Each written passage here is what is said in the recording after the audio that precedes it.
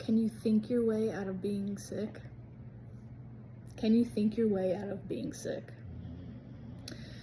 I've learned to look at being sick as a way of our body shedding old beliefs, ideas, limiting beliefs, stretching and growing. It's kind of a way of looking at energy from a higher perspective versus like focusing on viruses and all this stuff. Dis-ease is really just emotional problems stored in the body. So if you can look at that from an energetic standpoint and rise above it a little bit, look at it. We can look at our body as when it's, has a cold, or we're flu, or we're puking, we're shedding something, we're cleansing and healing and moving stuff through our system. And that's how I've just kind of looked at it. And so when it does happen to me, it's a little bit different an experience. Like I will settle into it a little bit and I can be in it with a more positive attitude versus, whining and groaning and kind of just being miserable. I can just be like, my body is a miraculous entity that it is shedding and clearing and cleansing, and it's protecting me and looking out for me. My daughter had like the 24-hour barfs like a week ago, and I didn't get it. And then yesterday I had some diarrhea, and then I started feeling that weird bubble gut feeling, and I was like, oh no, I don't want this. And then, after I thought about it, I was like, oh, now I have what she has. And I've been doing a lot of limiting belief changing and shedding old beliefs and stuff. And so I was like, my beautiful body is just upgrading right now. And I did have this feeling like, oh, I really don't really want to barf.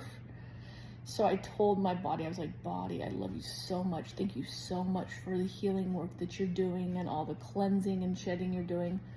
But I would really appreciate it if it came through my body as diarrhea and it cleansed and shed it out that way. I really would appreciate not barfing. But if that is of the highest, best good, of course I will accept it and allow it and go along with it. And I just kept repeating that to myself. I was like, body, I prefer this over that. And I did it over and over again, and I got my belief system on board with how the experience I would prefer to have.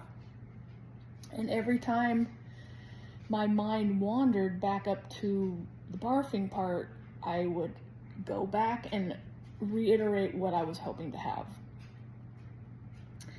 Now, any experience in life you can open up to having as a way of training yourself to create the outcome you want. There's always going to be times when you don't quite get it right, or if you've had momentum going the opposite direction of what you don't want, then you're going to get it, of course, and you're not going to be able to change that.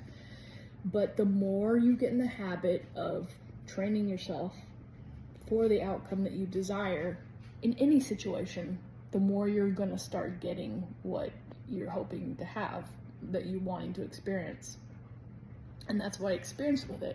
I had a little bit of the aches, I was low on energy, and I had the bubble gut feeling going, but after I did that, I just slept it off.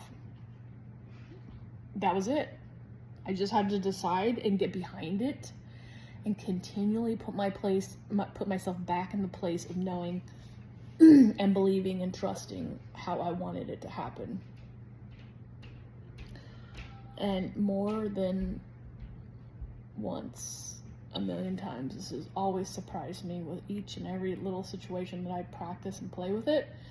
Another one that I do often is if I get a cold, I allow that part to happen. I know shedding's gonna have to happen, but what I do say is I don't want to have a stuffy nose. So the whole time that experience is going on with my body, whenever I experience that, I say my nostrils are free flowing, my sinuses are free flowing, my nostrils are free flowing, over and over and over again. And I always end up, even if I am snotty or coughing up phlegm, my nostrils and my sinuses always stay clear and free flowing. It works. You just got to train yourself and get in the habit of doing it over and over again. It's amazing how the universe pulls that off when you just dedicate yourself to the process of training yourself to have the outcome that you want and be in it. You know, there are times when I feel the pull where the opposite wants to take a hold of me. That's the unconscious self, and I'm like, heck no, that's not the outcome I want. I'm going to put my energy and focus where I want it to be, and that's it. All right, anyways, thank you so much for showing up for this short, sweet little message. Until the next video. Oh.